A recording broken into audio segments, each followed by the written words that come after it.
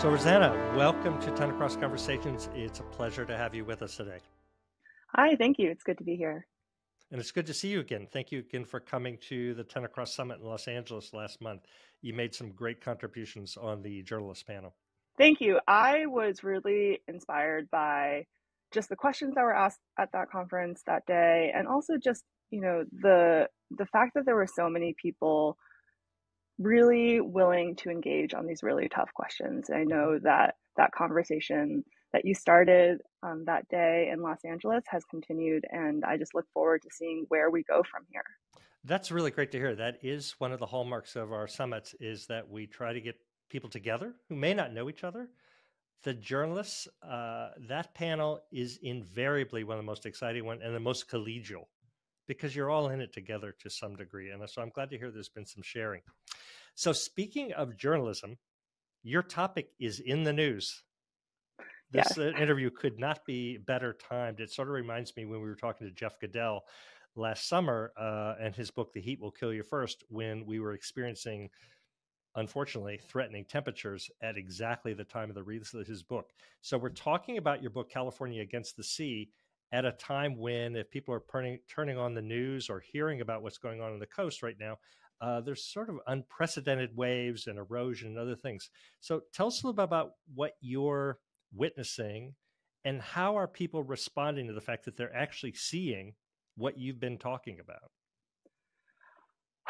Yeah, I mean, as a reporter who covers this topic as my full-time job, it has been super fascinating and sobering for me to see just how much the story cycle repeats itself. And so everyone in the last few weeks have been really being like, oh my God, that massive wave that knocked 8 people off their feet and took them to the hospital, the piers that once again got destroyed. And I'm thinking, this happened in January of 2023. This happened in 2022. This happened in the last major El Nino season.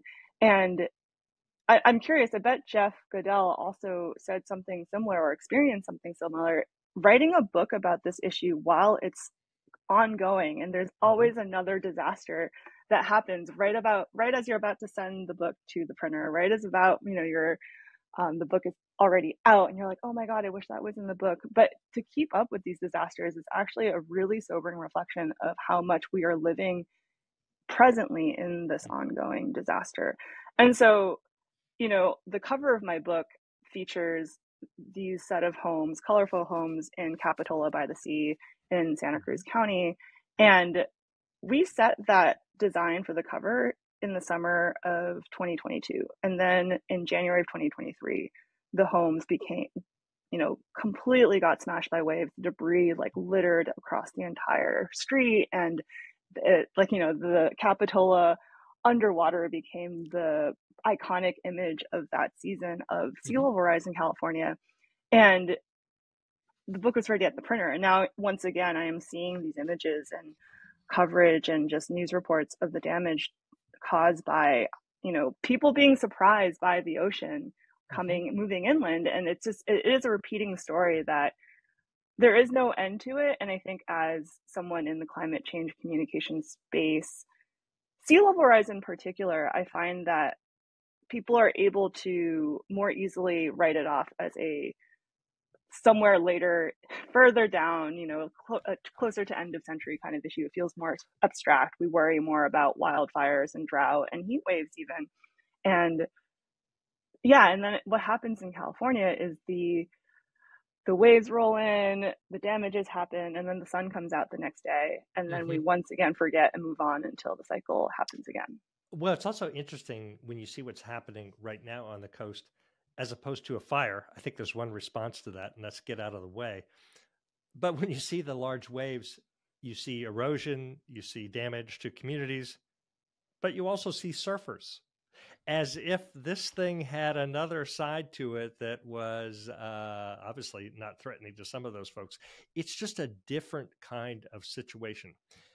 But you did bring up the idea of how often this happens. And one of the things, the first thing I wanted to say about your book is it seems so often to be about time and different kinds of time. whether it's the geological time that produced the coast that we see today, and that we're talking about thousands of years, if not millennia, but we're definitely talking, you go back about 7,000 years. Then there's the last century, which there was erosion, but not really as accelerated as what we're now seeing. So let's start with the first time, the big geologic time. The coastline has been many different things over time. Why did you think it was important for us to understand geologic time in the book and sort of set the stage? Yeah, I mean, it's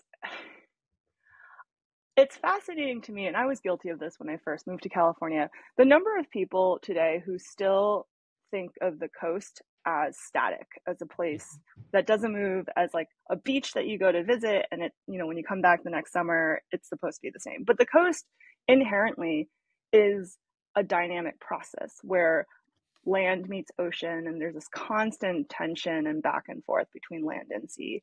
And this process has been going on for hundreds of thousands of millions of years. And the only thing that has changed in the last 200 or so years, 150 years, is that we settled the coastline and we decided to start imposing permanence onto what is inherently an impermanent space. So, if you go out to the beach and stand there for an afternoon and really just slow down to pay attention to the tide line, for example, every time the waves wash ashore, that line in the sand is different. But then you look behind you and you look at Pacific Coast Highway, you look at, the railroad, you look at the entire neighborhoods and rows of homes that we've built literally right on the sand. And you see this disconnect between what the coastline has always been naturally for, time immemorial versus what it is that we expect now of our built environment and the way we've built the coast. And that's truly kind of the point of tension here.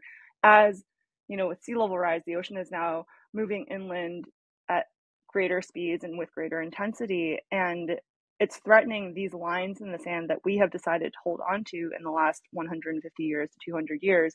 And truly, what does that mean to change? And what does it mean to acknowledge that the coast itself is not static, that we perhaps should move with the ocean as it moves inland? Those are kind of the core questions that are challenging, philosophically, the way we have wrapped our minds around, what we expect out of the coastline today. Yeah, and that's what I was getting at. What we're seeing today, which is the coast, and even the definition of a coastline, is just a point in time. Yes. And if you look at the time scale that you suggest at the beginning, it's very temporary. It's very provisional. But as you also pointed out, so we've got thousands of years being described there, and then we have 30-year mortgages, yes. or election cycles, as you bring up, 4 years, 6 years, whatever it might be. So we're taking something that is big, slow moving, hugely important, and try to reduce it to the way that we think about the world in these smaller increments. And obviously there can be a misfit when it's your house and your 30-year mortgage and you're losing land and you can actually see in real time what's happening. And I think, as you just pointed out, you sort of don't want to believe that's the case, that, hey, I came to the coast, it should be permanent. At least it is in my mind's eye, but clearly it's not. Yeah, two thoughts there. I mean, as an environmental reporter, like mostly reporting in California, what's fascinating to me is most people that I talk to in California, I don't really run into, quote unquote, climate deniers anymore. I don't think anyone is really questioning whether or not climate change is happening with, the wildfires that we're seeing, the drought that we're constantly in. But the denial in the debate in California is time. How much time do we have? And some people truly think that this is an issue that it's premature to start talking about this. We have another 100 years, we have another 75 years. This is not for our generation. And then there are people who say that we should have started decades ago, and the conversations we're having today feel indulgent and something we could have had time to do in the 70s if we'd started then. But now, we don't have time to debate all the costs and trade-offs and kind of how to move forward in these like slower, more democratic ways. So it's interesting that time is truly the flashpoint and the point of denial that I almost sense when it comes to climate change in California. And what you just said about the 30-year mortgage and like election cycles, I'm so glad you made that point, because it's so surreal to sit down and think about all the like somewhat arbitrary timescales that we are forced to think in and to make decisions based on in modern society. And so, for example, with the 30-year mortgage, I'm hearing in some spaces people talking about whether or not they can refinance their homes, whether or not they can get insurance, and whether or not they're trying to figure out the 30-year mortgage, for example, which is such a fixture of American home ownership. And then on the other hand, I'm speaking in the science spaces and policy spaces where folks today in California have really come together, the planners, the scientists, the coastal management agencies. They're like, okay, what does the science say? Okay, by 2050, we should prepare every single community in California as much as possible for 3.5 feet of sea level rise. That's kind of the current consensus among science and policy folks in California. 3.5 feet of sea level rise by 2050. 2050 is less than 30 years away. So on one hand, I'm hearing people in one silo talking about the 30-year mortgage and another silo talking about all the things we need to radically change with our infrastructure and our built landscape in less than 30 years. And this is, again, like where it's interesting as a reporter, you inhabit all these different spaces where you're like, oh, these are where the dots are not connecting. And this is where the conflict is happening. Well, I think the subject of time, and you've summed it up very nicely, is at the core of the whole 10 Across project. I hope you caught that. By looking at an area of the country from California to Florida, and obviously that includes places that you mentioned. I want to talk about that. Places like New Orleans and other environments experiencing sea level rise and water-related issues. It's always a question of, well, do we have to move now? Mm-hmm. How much time do we have? As you say very clearly in the book, always thinking we can put it off another day, which we often can, a day, but sometimes not months, not years, and we have to wrestle with that. And we're really bad as human beings with dealing with the future that we can see in front of us, if it's just a little bit beyond our ability to imagine it in a quite serious way. So with time and the need to move comes the notion of managed retreat, which, as you point out, some might say it's too early to start thinking about that. Surely this house that I bought, this place I want to retire in or live in, I don't have to start thinking about moving now.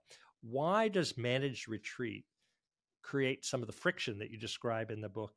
And do other terminologies like adaptation strategies do a little bit better at what we need to pay attention to? But talk about language and what it provokes.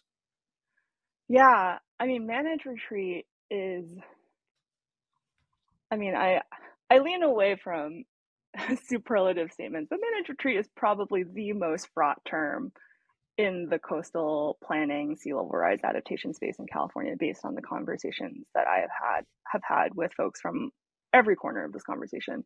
On a surface level, I would just say managed retreat is poor branding. I mean, it's very, very technical, it's jargony, and the approach to sea level rise planning 6-7 years ago was for a local city would be local city government or agency would be to hire a third-party consultant to do the vulnerability assessment and then basically drop a 900-page report with all these appendices at a city council meeting and provide public comment in 10 days for the community to process everything. And, to use terms like managed retreat, I mean, retreat in the American psyche feels like failure or surrender. And no one wants to be managed. So just those two words combined triggers an emotional response that I have witnessed, over and over and over again in so many different communities. But, someone also told me, like, managed retreat in some ways feels like a slogan more than an actual kind of conversation that we're having. There's like all these like anti-managed retreat banners and people saying we need to be pro-managed retreat, but what does it actually mean to proceed with managed retreat? And it really is just acknowledging again that the coast is moving. It's supposed to move, and we're supposed to move with it as the ocean moves inland. And the other disconnect with language too is that the way we talk about sea level rise adaptation, climate adaptation, so often I still feel like people are approaching these conversations like they're Like these are big one-time actions that you need to take Mm. rather than a ongoing process and a commitment to a different vision, to a future that we're taking incremental steps toward. And so with managed retreat, it's this like yay or nay managed retreat because again, it's still being treated like this one-time decision, this one vote at the coastal commission meeting or a city council meeting. But it really is just a conversation about, okay, what is it that we actually want to move towards? How do we start planning proactively before the disaster hits? And yes, I think managed retreat is probably not the right wording for that. I've heard a lot of, also kind of wonky replacements for it, like community-led relocation and planned relocation and, proactive disaster aversion. But ultimately, yeah, I think it's this notion of recognizing that adapting to climate change and sea level rise is a process, not a one-time action. Well, I think you said something interesting. Retreat sounds like failure. We're Americans. We don't do that.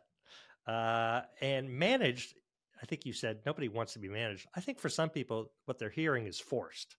If it's being managed, it's probably by a third party or somebody else. It's not me making that decision. Somebody else is guiding that. And you're really forcing this on me. On the other hand, I think we expect government or public officials to look out for our best interests.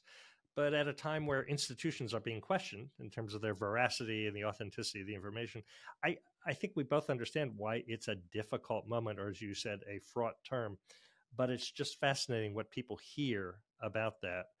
And then when it actually, the reason for needing to retreat comes to your literal doorstep, certainly people are turning to the people who are trying to conduct managed retreat, and they're looking for support. So I think we all want it both ways, right? We don't want to be managed, but we would like to have the manager on call, so to speak. Yeah, and oh my goodness, I can go on about this for the entire length of this podcast. I promise. Well, let's not do that, but more.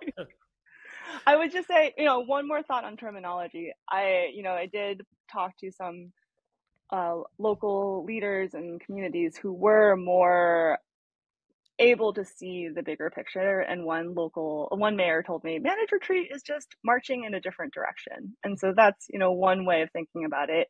And yes, I think what you just said is just, reminding me of all these thoughts and conversations I've had for years with folks in all these different sides of the equation. But ultimately, a question that emerged is, what is the purpose of government? Is the purpose of government to hold back the ocean indefinitely to preserve property value? Because that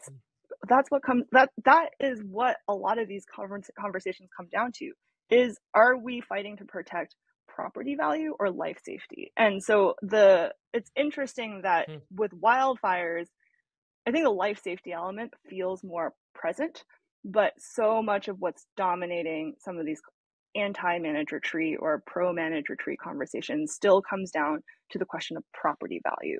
And the fact that in California, I mean, it's very different than like the Gulf Coast and a lot of the other communities that Tenacross also, dives deep into. But in California, our coastal property is some of the most expensive, most valuable property in the country, in the world. And so as one, the former executive director of the Coastal Commission told me, he's like, when you're talking about real estate that is this valuable and this, just like sought after, it ultimately is not a science issue, it's a political issue. And so for me, I really see this conversation of managed retreat also at its heart being a question of the role of government, who has the most influence within politics. And it's a complicated, multifaceted debate and issue.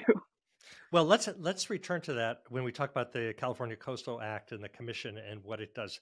But I want to talk about something else that you mentioned. And I spent 10 years of my life in New Orleans, and I often characterized it as a place where a city had to be at the mouth of the Mississippi River for commerce, for defense, or all kinds of things, and a place where a city probably shouldn't be. It's swampy. Hurricanes come, the ground is unstable, et cetera, yet it's a magical place. And maybe it's magical in part because it probably shouldn't be the way it is or where it is, but yet We humans decided we're going to be there. And by the way, we're going to make the best of it. And then San Francisco is another engineered city, which you point out. Again, maybe not the best place, but how are you going to give up on San Francisco Bay and everything else about it? So we're going to figure out how to engineer a city, whether it's in the swamplands of Louisiana or on the coast of California, where San Francisco is. And in both cases, I think you use the term, their existence is a defiance against nature. So once you've decided to dig in and have a city like that, how then, in terms of cost, this is valuable real estate, um, where do you stop? I don't think you do. Once you've made that kind of commitment to a major metropolis, you're in it for the long haul. But how do people you talk to balance what they know they now need to do and the difficulties they're in? Yeah, it's where do you stop? And also, who's going to pay for it? And who's Mm-hmm. willing to pay for a seawall in perpetuity as the ocean continues to rise? Those, I think, are the tough questions that are being asked right now. And I love how you just compared New Orleans with San Francisco, because it is true, like along the California coast, there are conversations in places where managed retreat does seem like it will probably be the wisest decision and, approach forward in terms of protecting life safety and just also cost efficiency. But with San Francisco, no one is talking about giving San Francisco back to the water. And San Francisco, I'm not as familiar with New Orleans's land use history, but similarly, I would say San Francisco was largely built on a marsh. Mm-hmm. Embarcadero, sorry, Embarcadero is, a gigantic seawall that Right. runs for miles and it Right. holds back the bay, and it's all like everything between Embarcadero and the financial district is like filled in marshland, and now the water is trying to move back into where it used to be.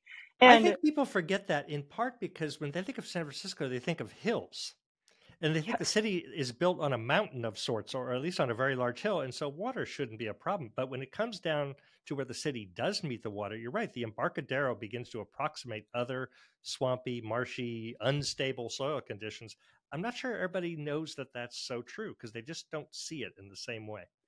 well, go out to the ferry building every time there's a high tide, Yeah. and you will be quickly I reminded go there. that I go there a lot. that well, to everyone listening, Embarcadero is a very sobering reminder of how we have truly forced these lines into the sand and took land from the water, and now the water wants it back. And with Yeah. Embarcadero, I mean, it was built a century ago. It is not only not strong enough for the rising water that is inevitably coming, but also for earthquakes. There's a seismic Mm, issue because, again, that side of San Francisco was built on filled in marshland. And so a lot of liquefaction issues and right. risks, if an earthquake hits.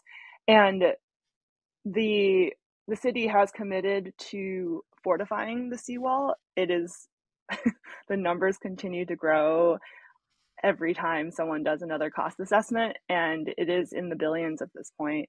And there is kind of this longer term visioning process that's starting to happen, led by the Port of San Francisco, on like, what does it mean to elevate the ferry building? What does it mean to maybe terrace some of the the major roads and the critical infrastructure and to elevate it? Because again, no one is talking about letting go of San Francisco, but there are tough conversations now happening, recognizing that San Francisco as it exists today will likely have to change at some point in the near future due to the rising water. Yeah.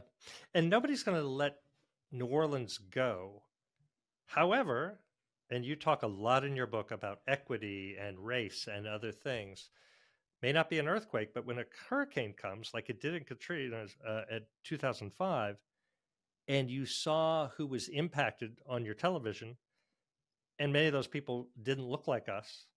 And while we loved the city, we weren't sure we loved everybody who was maybe seen doing something we didn't like, whether it might be trying to find food or whatever it was in the city.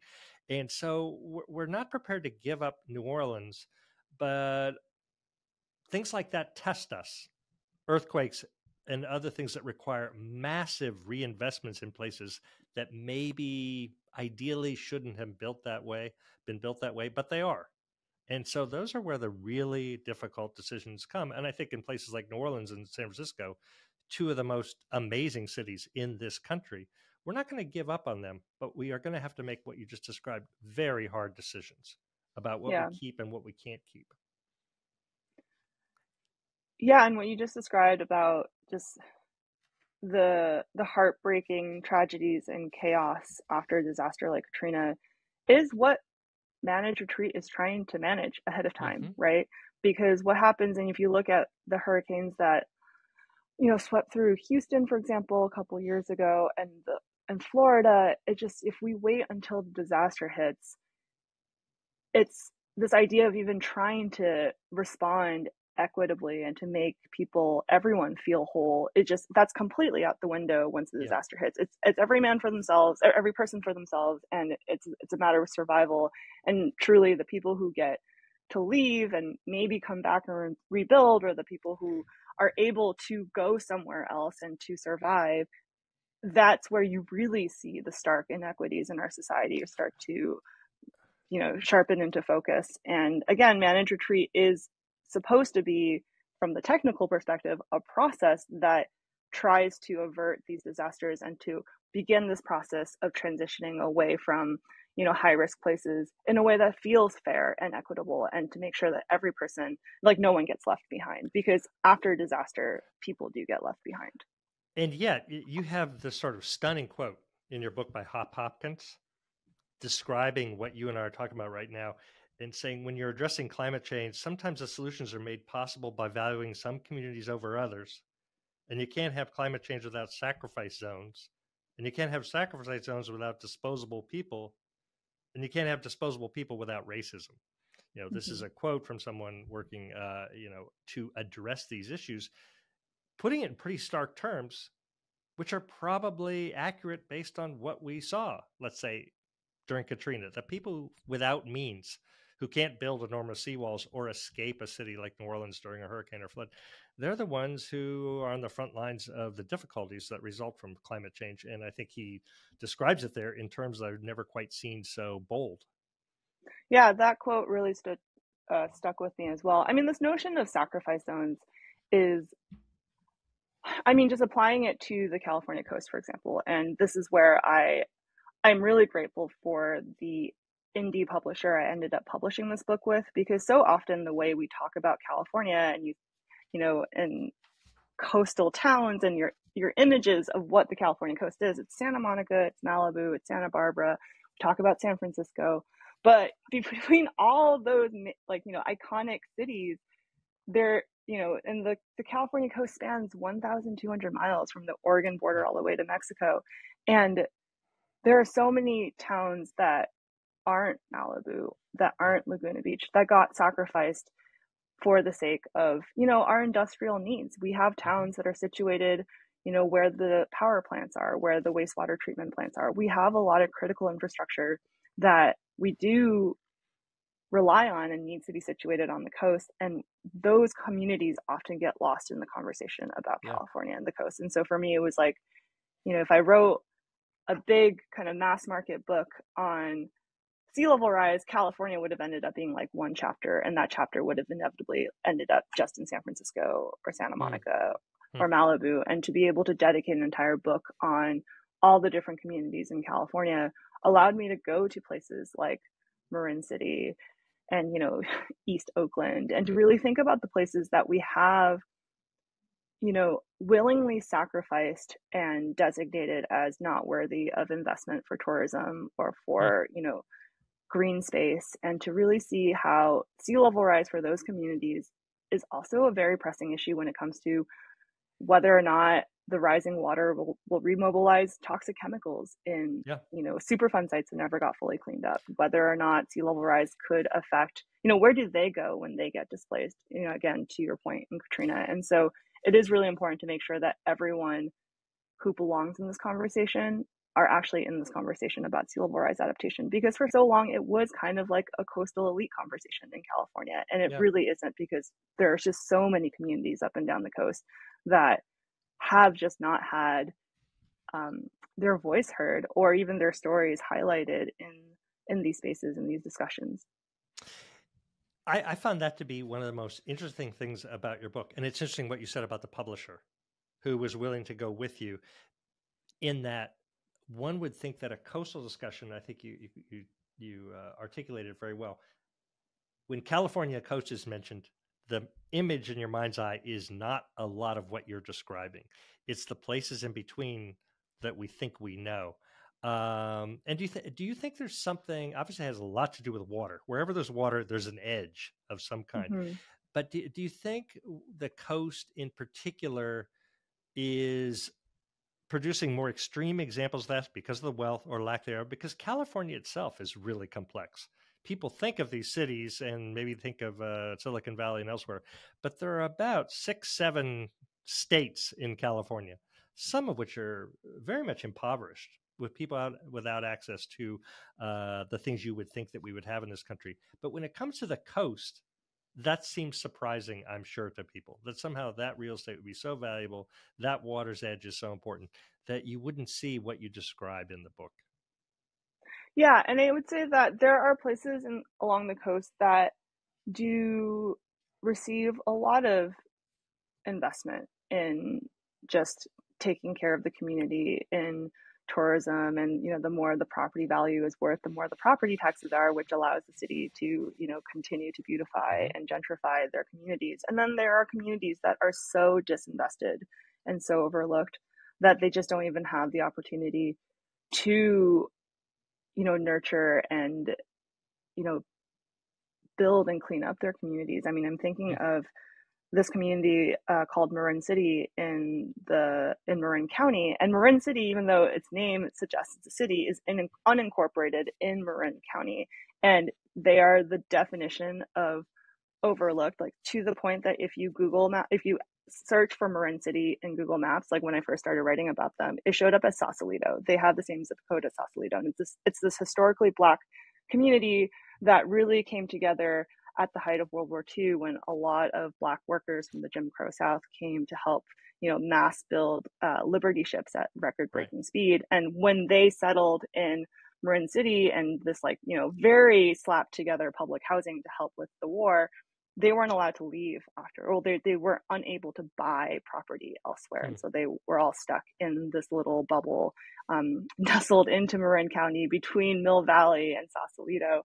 And, where do these communities fit into the conversation if they aren't even on the map, right? And so, part of my hope for this book was to really not challenge, but expand our own notion of what California is, and to think beyond California just being the coast as this place for the mega rich and the elite, because there is just so much more nuance along the coast. And there are so many lessons. It's interesting, someone on first glance might look at this book and be like, oh, I live in New Orleans and I don't think this is a book for me. But there are so many stories in this book in communities that do reflect, for example, what a lot of New Orleans is experiencing, whether it is a community built on wetland, filled in marshland, or the socioeconomic disparities, literally just next door to each other within communities.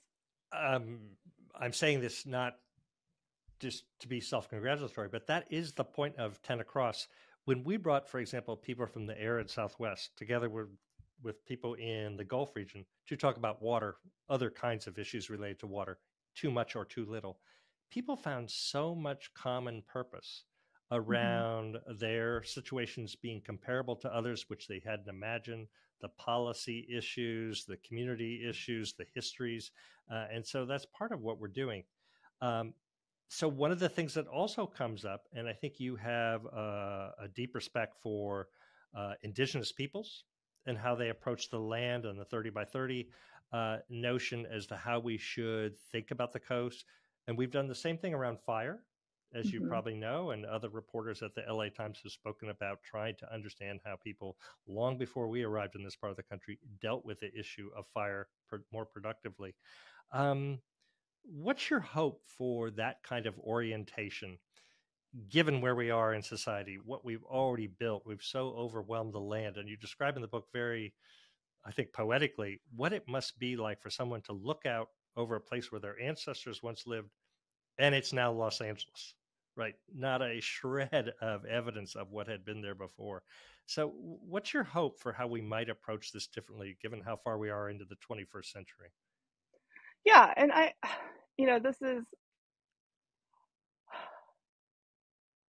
I'll just put it bluntly. We can't reverse colonization, but we can truly see it, acknowledge it, understand it, and recognize that we do not need to continue perpetuating some of the systems that got us here in the first place. And so, kind of in the book, it's interesting, like the different, and I think we talked about this at the 10 Across Summit too.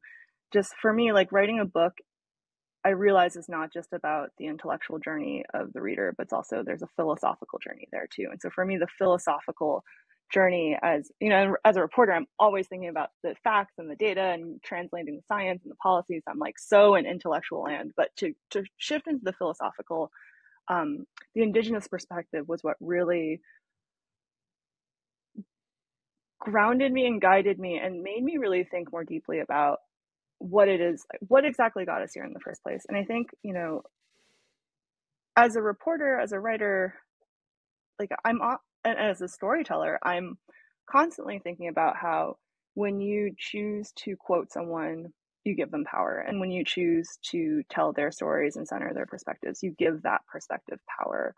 And I'll just speak for the California coast. I mean, so many coastal tribes and indigenous nations were erased from the coast and then priced out. There's no federally recognized tribe, for example, in Los Angeles. But just because they are no longer right on the coast does not mean that they don't belong in the conversation.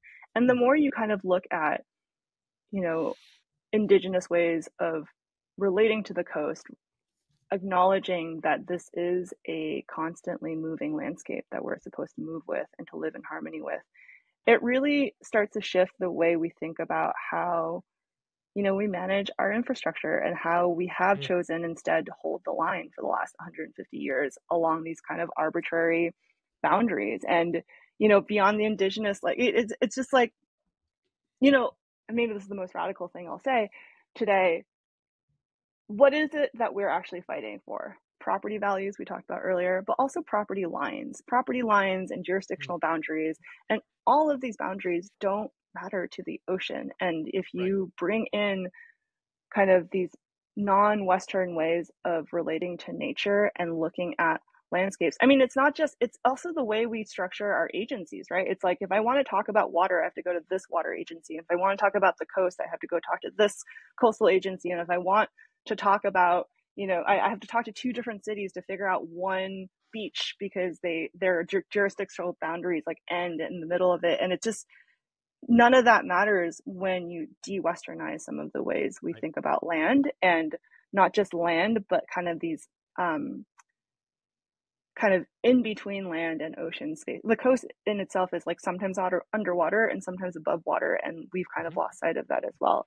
And my last point, this is where I like get on my soapbox and I'll get off in a second, but I would just say that with indigenous perspectives too, I think the thing that I still see a lot in planning and environmental spaces, and it's been really, really, really encouraging and inspiring to see how much we have in the last few years begun, at least in California, to really bring in indigenous knowledge and perspectives in these conversations. But it's so important to remember that we should not only be talking about indigenous people and indigenous knowledge as something that is overly romanticized from the past.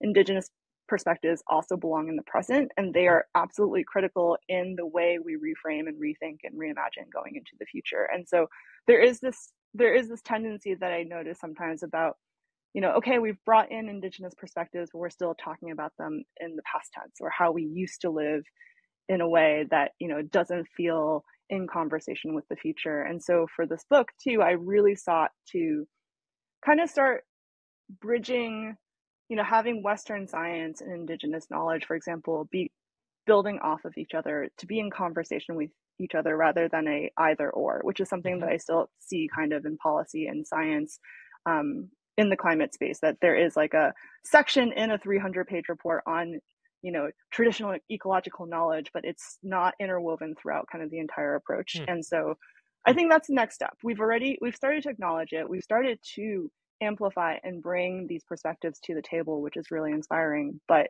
going forward, I think, how do you actually allow this perspective to be a through line that is in conversation with, our Western societies, our Western scientific approaches, and our Western forms of land management? I mean, it's a hard conversation to have. It's tricky, but I think that is the hard work that needs to be done going forward, because these perspectives are invaluable and critical to the way we move into the future. Well, you anticipated how I was going to bring this conversation to a close, because I thought your commentary at the summit in LA was striking. And in your final thoughts to the audience, you said, I encourage all of you to think about the emotional journey of the conversations that you're having, and ultimately the philosophical journeys, because truly we can't science our way out of this problem. I'm not sure people expected that. Because, so much of what one has to report on with regard to these issues is numerical. How much water, how high is the tide, how much land is being lost, how much is it going to cost? And for a moment there, you said, everybody just slow down a minute. And in your gut, what do you feel is happening here? And what should be your response? I just thought it was a very useful point that you made, and I think it resonated with an awful lot of people. Let me ask you one last question then, instead of about that, because we've already brought it up. When do you take your journalist hat off and say, okay, I've done a lot of reporting, I've clearly gone to a lot of community meetings, it sounds like you've been to more than your fair share, and say, okay, I've done the proper reporting, I've told people what is, but I need to talk about other things that are probably only going to be able to be communicated through a book, over which you will have control about the tone and the voice and the message. How do you manage both of those? Because you can't bring everything that you could to a journalistic enterprise on a daily basis. How do you separate those two things? That is a really great question. I grew a lot as a writer in the process of writing this book. And a couple things come to mind right now. First is that when I submitted my first draft of the manuscript, when my editor sent her first round of edits back, she said, and I had a fantastic editor on this book, she said, this is great, but, and you always look for the but, and she said, but this feels like 13 separate articles, a collection of 13 separate journalistic articles that were deeply reported, but they're not talking to each other, right? And so, and she's like, and so how do we take the next draft into where there's 13 chapters in the book, so it felt like just 13 separate, deeply reported magazine articles that were all going to a place, answering a question, kind of building on this argument, but what is the emotional through line? What is the philosophical through line? What is the narrative through line? And so, and that's where, and it's also funny, I felt like the mass market approach to a book like this too would be to write in the first person. I think a lot of books in this genre, kind of exploring climate change, the narrative arc, the narrative through line is the personal I and by the reporter, right? And so it's like, why are we suddenly at this place in chapter 3? It's because the reporter decided to go there. And so and I, as a old school newspaper reporter, just could not get myself to write in first person. And, there were some kind of so I kind of I really wanted to remove myself and center the experts, the community members, the people, and the places that I wanted to highlight in this book. But to do it in third person truly meant really thinking how every chapter had to build on this broader argument, this broader philosophical journey that I was taking the reader on. And so it was in the second, third, and fourth, and fifth revisions of the manuscript where I started to understand why each place, each person, each detail, each scene had a purpose to this greater story. And that greater story is me, is a lot of how I ended up processing and relating to this beyond being a journalist. And so it's funny because I've said a lot in the last few months since the book came out, where I'll joke like I didn't want to be in this book at all. I refused to write in first person, and so many people came up to me after and said, I still felt you throughout the book. Like it was subtle, but I trusted the narrator or the guide, right? I'm basically essentially a tour guide where I present what is happening with, a steady hand, but I get out of the way in the actual scene. But yeah, I think that is whatever happened there. I'm trying to find the words for it. Whatever happened there is that transformation from going from a just straight news reporter to someone who attempted to write an entire book about this topic in a way that is supposed to hopefully help us think beyond the numbers and the science, really think about why it matters, the meaning behind these numbers, and truly like what it means to live in better harmony with the ocean and ultimately with each other.